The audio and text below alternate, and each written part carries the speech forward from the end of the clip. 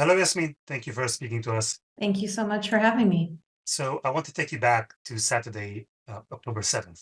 How did you hear about the events that were unfolding in Israel? I was on Twitter, and the first thing that I saw actually was the video of the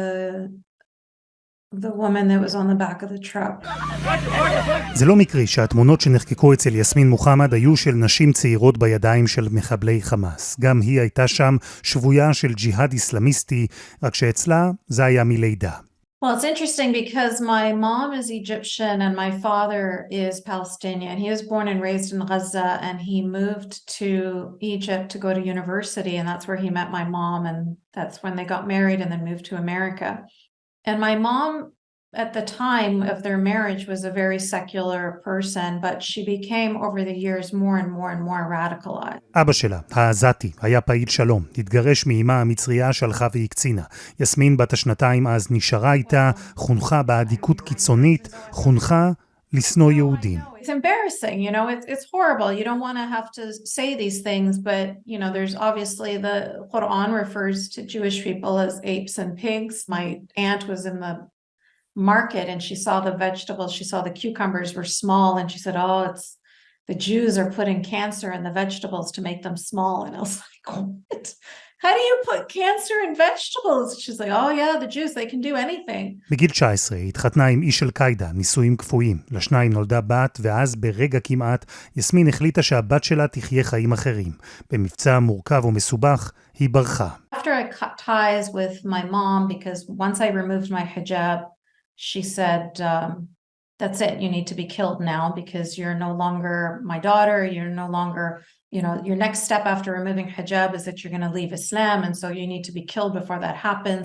ומאז היא פעילה נגד פונדמנטליזם איסלאמיסטי קיצוני, מנסה לחנך ולהזהיר את כל מי שמוכן להקשיב. ב7 באוקטובר ראתה תמונות של צעירות ישראליות שנחטפו על ידי חמאס והושפעה מאוד. Part of it really is feeling like I failed. I tried so hard to speak up. You try so hard to prevent this from happening. You try so hard to allow people to see what's going on, but it's like deaf ears, you know. I feel like I'm just screaming into a dark chasm, and then this is the result. בשלושת השבועות האחרונים היא מתבטאת וכותבת נגד חמאס. מהר מאוד, אבל הבינה שלא כולם מעוניינים להקשיב.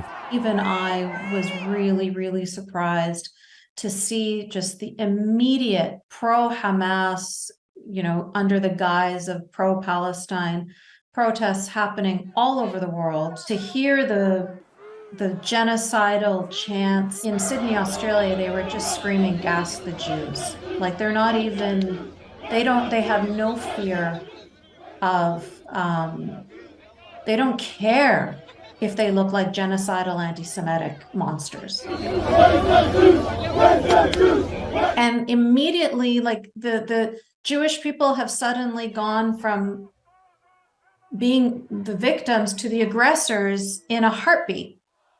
בין היתר, היא מנסה היום לקדם את המסר של אבא שלה, שעזב את עזה. הוא היה מבקר חריף של חמאס, טען שארגון הטרור הרס את הרצועה, והמסר הזה, שמגיע ממקום לא שגרתי, לדבריה, יכול היום להציל חיים. Even the fact that I'm talking to you right now puts me in danger. And there comes a point where the rage overrides the fear. You have to speak out, you have to do something, even if it means I lose my life over it. I don't care. I've done everything I want to do in this world. I said everything I want to say.